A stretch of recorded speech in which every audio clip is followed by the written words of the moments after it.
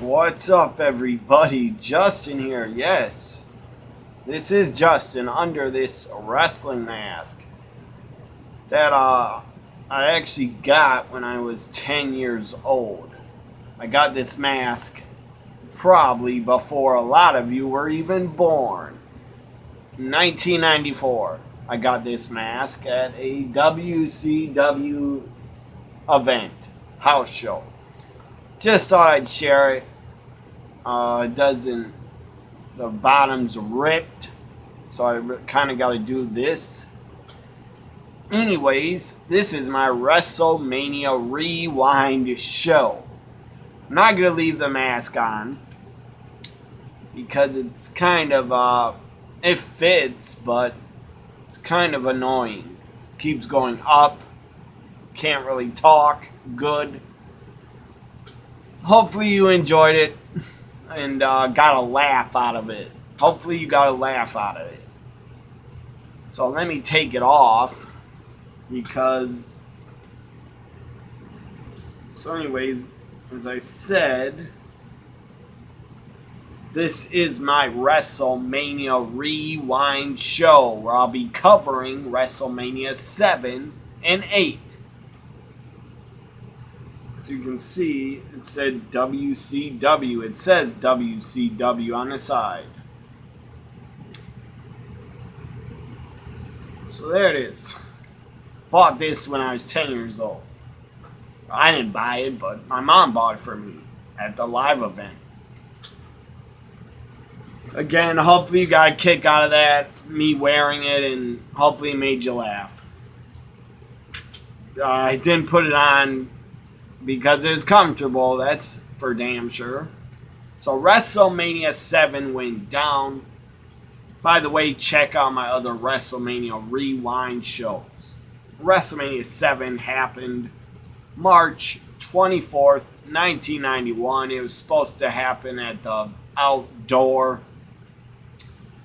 Los Angeles Memorial Coliseum in front of like 90,000, 100,000 fans.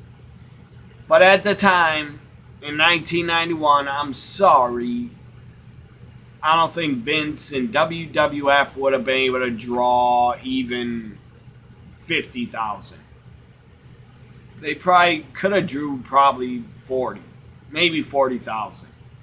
Because LA is a big damn city and a big state. But I'm talking about the state of California. It's really big. A lot of people there. Probably could have drew 40 to 50,000. 90 to 100, I doubt it. Not in 1991. Even though in 1990 they drew like 65,000, 68,000, but that was in Toronto. Very passionate fan base in Canada. So they held WrestleMania 7 instead. There were security concerns. They couldn't hold it outside. So they held it at the LA Sports Arena, which held like, I don't know, 15, 20,000. So up first, a lot of matches on this WrestleMania 7. They loaded the card up with like every single talent that was a part of the roster they put on the show. Some of the matches I did not care for at all.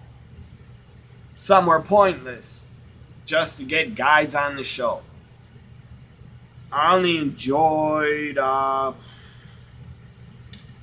see here, I enjoyed three to four matches. 3 to 4 matches I enjoyed. So you had 1, 2, 3, 4, 5, 6, 7, 8, 9, 10, 11, 12, 13, 14 matches again.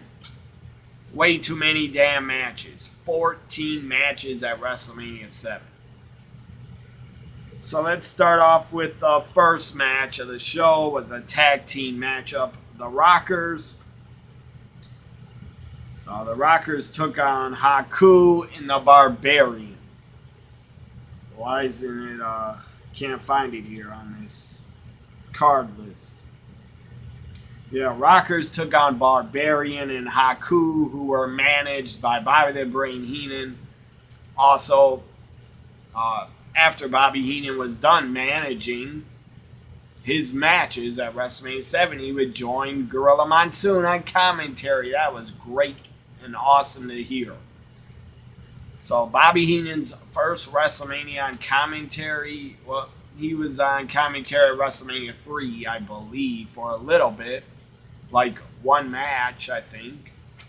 But he was part of most of the show on commentary for the first time at WrestleMania 7.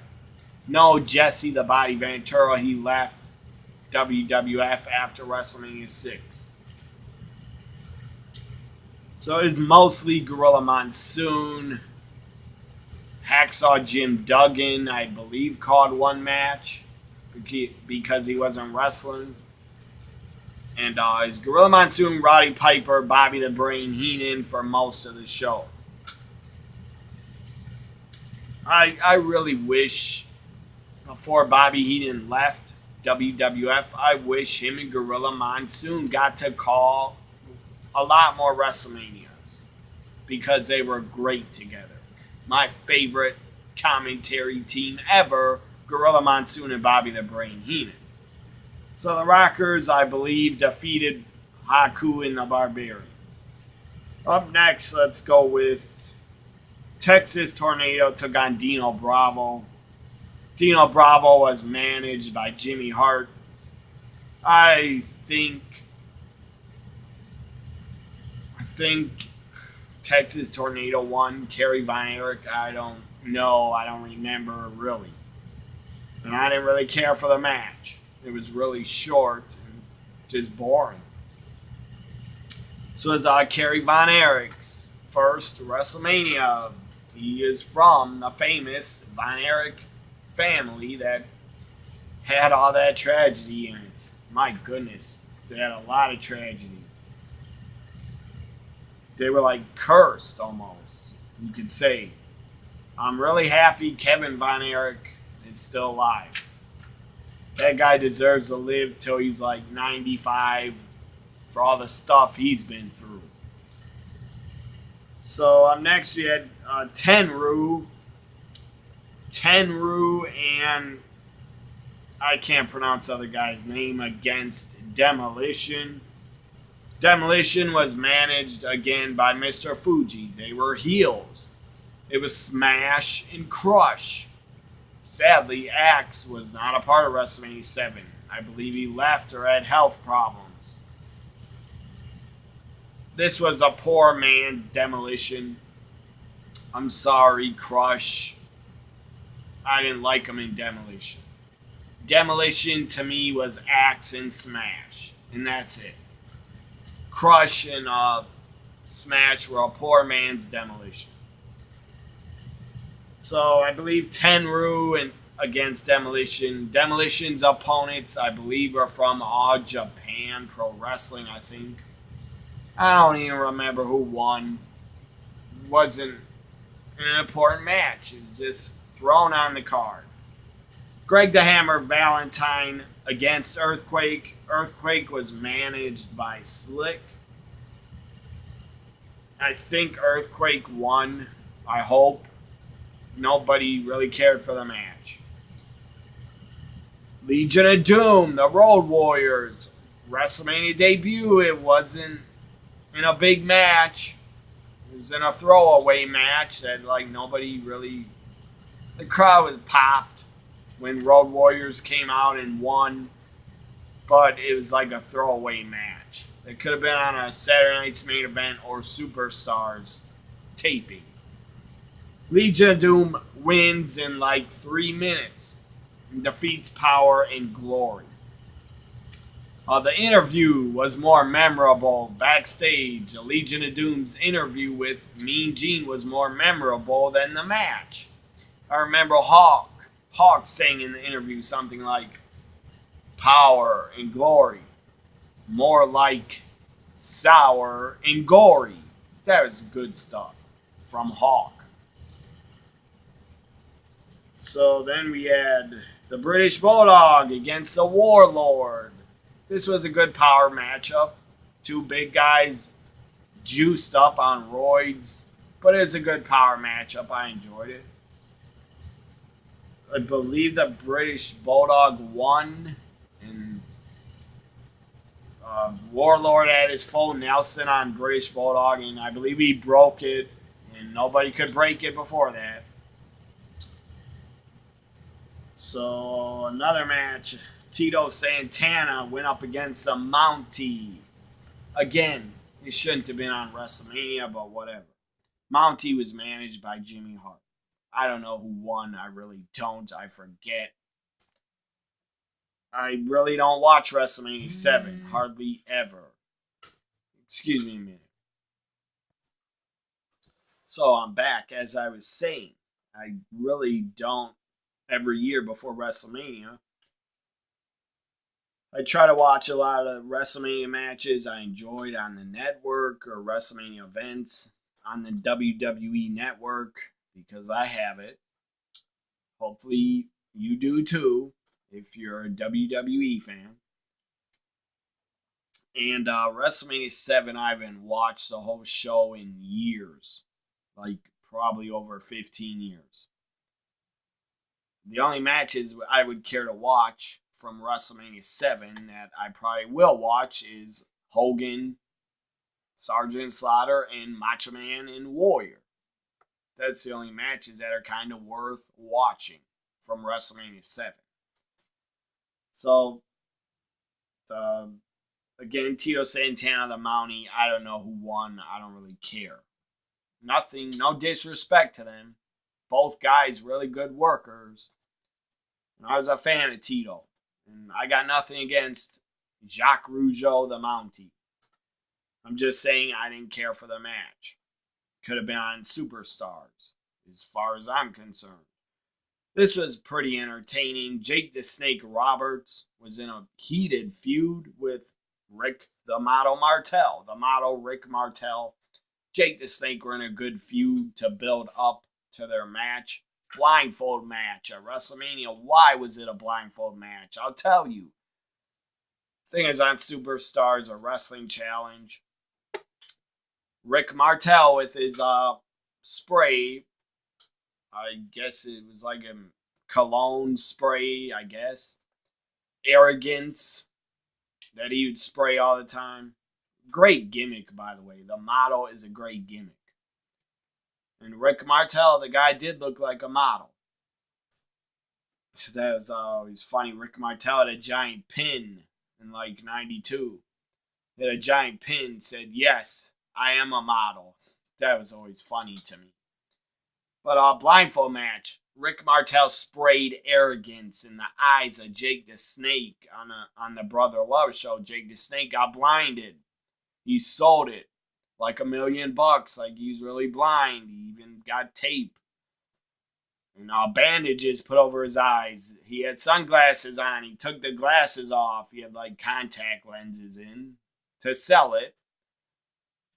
And his eyes were all like no what do they call it? No color in his eyes. It was pretty freaky looking. His I believe contact lenses, whatever he got put in his eyes to make him look like he's blind. So they had a blindfold match. I thought it was entertaining. The crowd was really into it. The crowd was yelling, screaming most of the match. He's over there trying to help Jake the Snake. He's pointing. Where is he? Where is he? Is he over here? Is he over there? Is he over there? The crowd was really reacting and excited and into it. And Rick Martel even tried pointing to get help from the crowd. Where's Jake the Snake? The crowd wouldn't help him. So eventually Rick Martel backed into Jake the Snake and got DDT'd and lost for the 1, 2, 3. I enjoyed the blindfold match. I thought it was pretty innovative and pretty cool for WWF to do that type of gimmick match at the time because they never did it before and they haven't done it ever since. I'm not saying it was a great match, but it was entertaining. For one time only, it was really entertaining to me as a kid, and it still is. So up next we had the Intercontinental Championship. This was kind of odd and weird. Mr. Perfect defending the Intercontinental title is managed by Bobby the Brain Heenan. Mr. Perfect defending against the Big Boss Man. I say it's kind of odd and weird because, I don't know, Big Boss Man, Mr. Perfect, them as opponents to me did not mix, did not fit well, did not have good chemistry, really, in my opinion. It was just odd that Big Boss Man was getting an Intercontinental title shot. I don't know why, I just thought it was weird.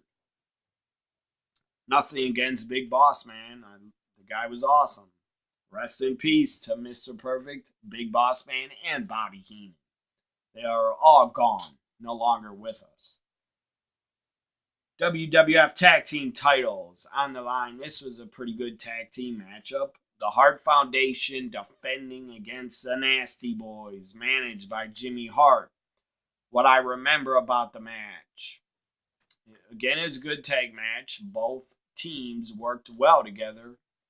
Jimmy Hart had a motorcycle helmet. He threw it in the ring at the Nasty Boys. They used their helmet for the win. The Nasty Boys, and at the time, it was a shocking victory. Nasty Boys win are your new WWF Tag Team Champions. And they would barely hold on to them. They would drop them at SummerSlam 91, where the Road Warriors got an insane pop. A Road Warriors type pop at Madison Square Garden at SummerSlam 91. So new tag team champions. And later on in the main event, we would crown another new champion. Now we have the career-ending match. The Ultimate Warrior against the Macho King Randy Savage. Career-ending match, career on the line, retirement match, whatever you want to call it. King Macho Man, or not King, but Macho King. Macho King was managed by sensational Queen Sherry. And Sherry looked good. She was dressed in like a sparkly white or gold dress. Not gold, but like white diamonds. It looked like sparkly glitter type, bedazzled. I don't know what to call her dress. So, Macho King Randy Savage, Ultimate Warrior had a damn good match. They stole the show. And thanks to Macho Man. Warrior sucked as a wrestler. The guy was a bad worker, bad wrestler. Didn't know a wrist lock from a wristwatch. All he knew how to do, shake the ropes. That's all the guy could do. Hit his chest, shake the ropes, and do a clothesline. That's it. And do a flying tackle. That's all the guy could. I don't want to curse. But I could curse, but I don't really feel like it. Because, I don't know. As I said, I'm going to try to not curse on my videos. Maybe kids are watching or something. I don't know. But I don't have to curse. I'll leave my cursing for Twitter. That's what I'm going to try to do this year. I'm not against cursing at all. I curse a lot in my personal life, but I don't got to do it on camera. So, yeah. Warrior could not work with he could not put on a good match unless he had somebody like Randy Savage as his opponent to carry him, or Rick Rude. And also, Hogan carried Warrior at WrestleMania 6. That's my opinion. Ultimate Warrior Savage had a really good match. Really good. Great storytelling, stuff like that. Macho Man dropped like 4 to 5 flying elbow drops on Warrior, maybe 6. Warrior's just laid out, not moving forever. And Savage kept dropping the elbow. Eventually, Warrior defeated the Macho Man and put one foot over him, put his arms up in the air, and that's how Warrior won. Savage absolutely had no ego to let Warrior put his foot over his chest and defeat him like that. Macho Man would stay retired for a couple months until after Survivor Series 91, he would make his return to the ring and he was reinstated. He had a feud with Jake the Snake. And he returned to the ring, I believe, at Tuesday in Texas pay-per-view. One of the worst names ever for a pay-per-view. Tuesday in Texas. God-awful name. But again, Warrior, Macho Man had the best match of WrestleMania 7. No doubt. It was really good. Now the main event.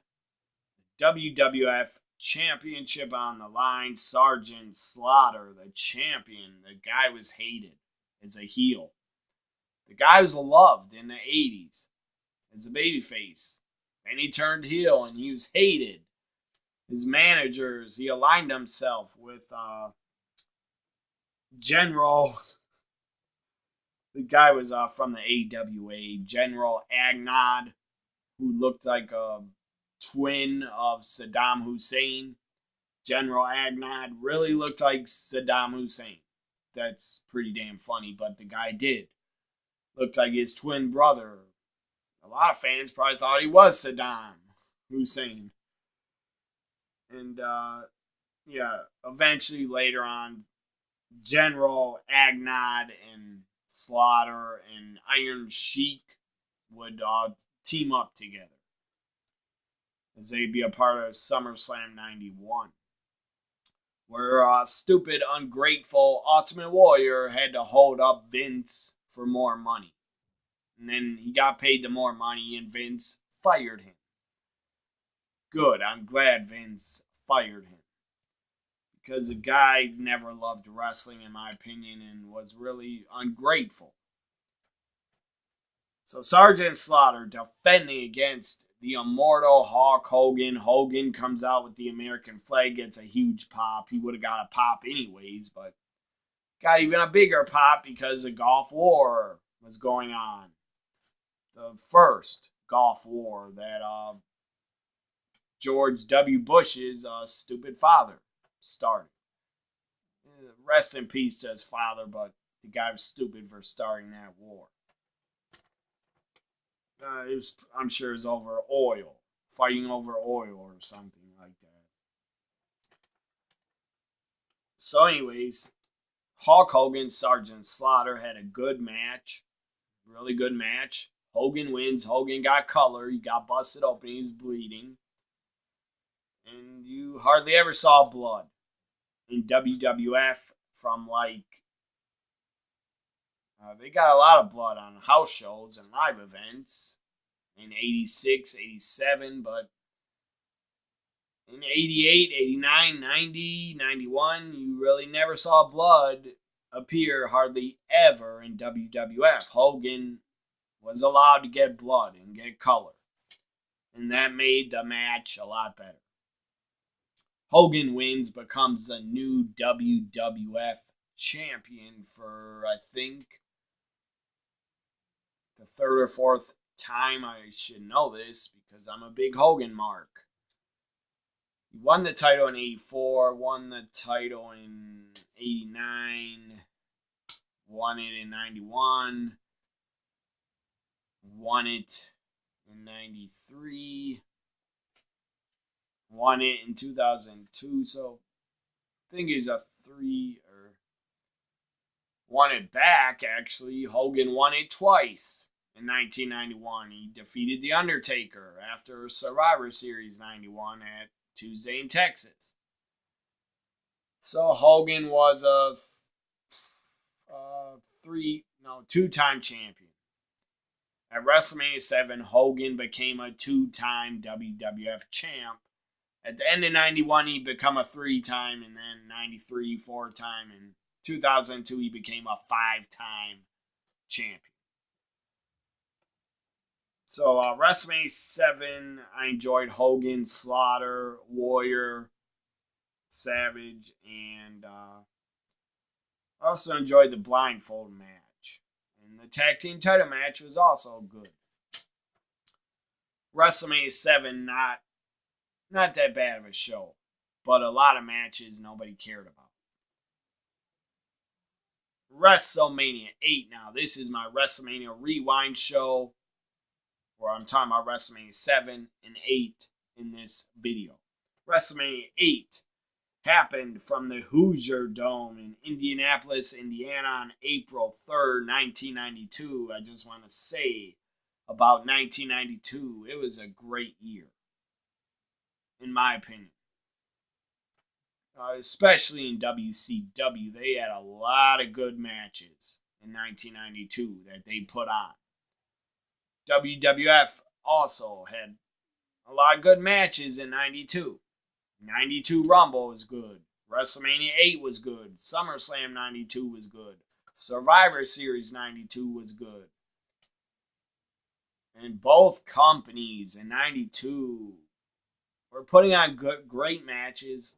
WCW put on better matches in 92, in my opinion. But both WCW and WWF in 92, their rosters were loaded with this great Hall of Fame talent. So, WrestleMania 8, the first match, the opening match, again, on commentary was Gorilla Monsoon, Bobby the Brain Heenan, the best commentary team ever in WWF, WWE history, in my opinion. Opening matchup was Shawn Michaels as a Heartbreak Kid. At WrestleMania 7, he was a rocker. WrestleMania 8, he was a Heartbreak Kid, Shawn Michaels. Fun fact, if you didn't know, Mr. Perfect gave Shawn Michaels his nickname, the Heartbreak Kid. So, opening matchup was Shawn Michaels with Sensational Sherry take on El Matador, Tito Santana. And Reba McEntire, the country singer, sang the national anthem. And then she greeted Tito Santana, and Bobby Heenan, the guy was on fire on commentary through the whole show. Bobby Heenan makes a joke about Reba McEntire, and Tito Santana goes, she was saying to him, or he started botching Reba's name and calling her Reba. That's what Tito Santana called her. That was funny stuff. So El Matador, Tito Santana, Shawn Michaels had a good opening match. Shawn Michaels wins. Sherry might have interfered. I forgot if she did. Probably did.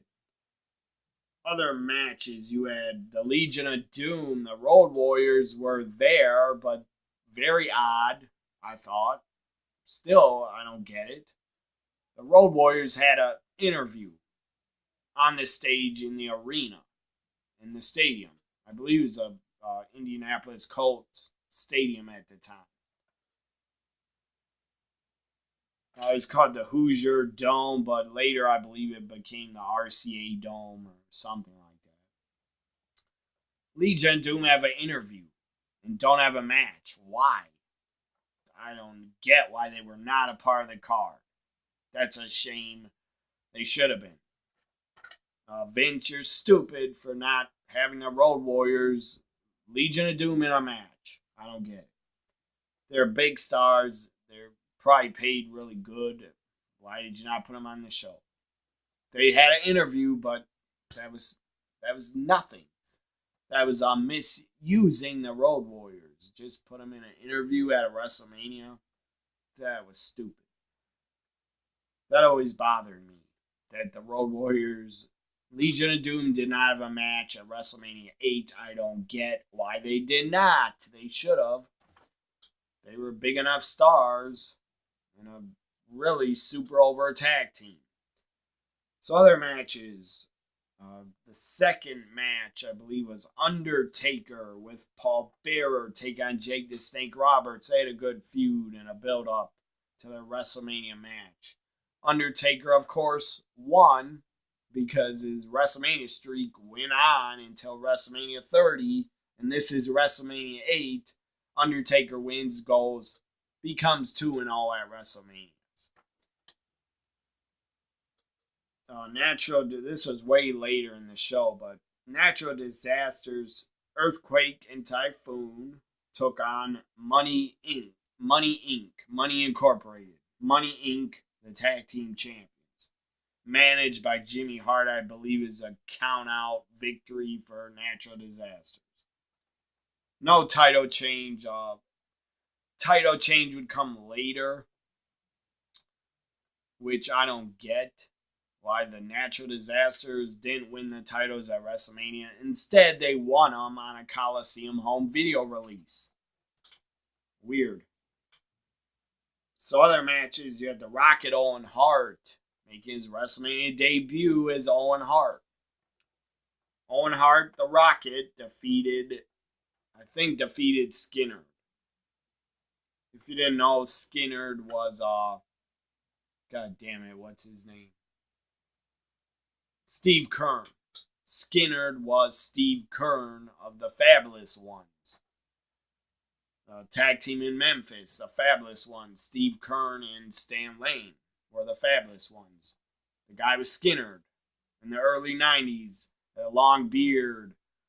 He was called the Alligator Man. Pretty funny gimmick, I thought. And you couldn't tell it was Steve Keirn, that is for sure. Tatanka took on the model Rick Martel, and I believe Tatanka won.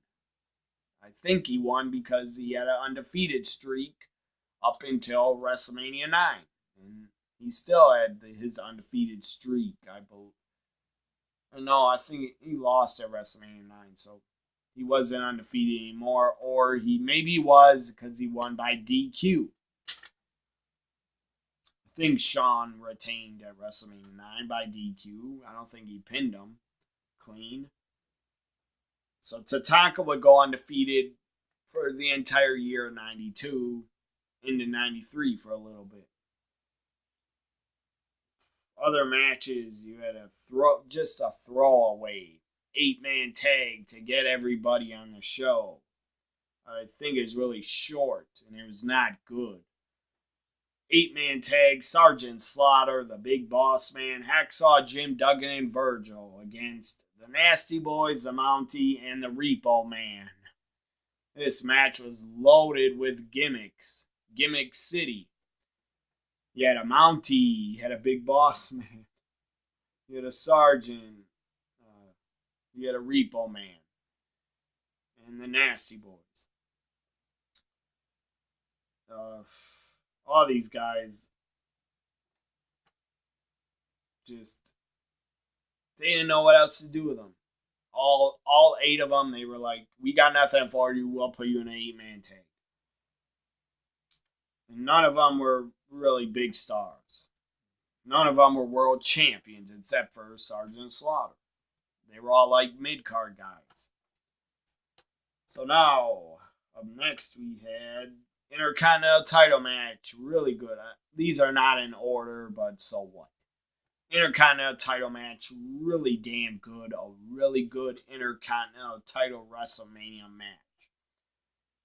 Intercontinental Champion Rowdy Piper defending against Bret the Hitman Hart. Bret the Hitman Hart was on the rise.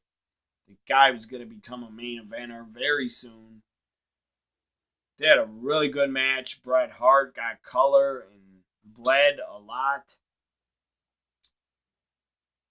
It's just a really good match. Rowdy Piper was going to use a ring bell at one point when the ref was down, but he did not. He probably should have. And Bobby Heenan was great during this Intercontinental title match. He was screaming at Piper, do it, use the bell. It was hilarious. And then in the beginning of the match, I'll never forget this, the line Bobby Heenan said in the beginning, he goes, Monsoon, I remember when I was champion. Gorilla Monsoon says, champion of what? Bobby Heenan goes, the neighborhood. Hilarious. Oh man, Bobby Heenan, the guy was better than like any stand-up comedian. Still is better than any comedian today, in my opinion. Still, the stuff he did in the 80s and 90s, the guy is still funnier than any comedian today. So Bret Hart becomes the new Intercontinental Champion. He got a great push in 92, became WWF Champion in October or September, one of those months. So now we have the WWF Championship.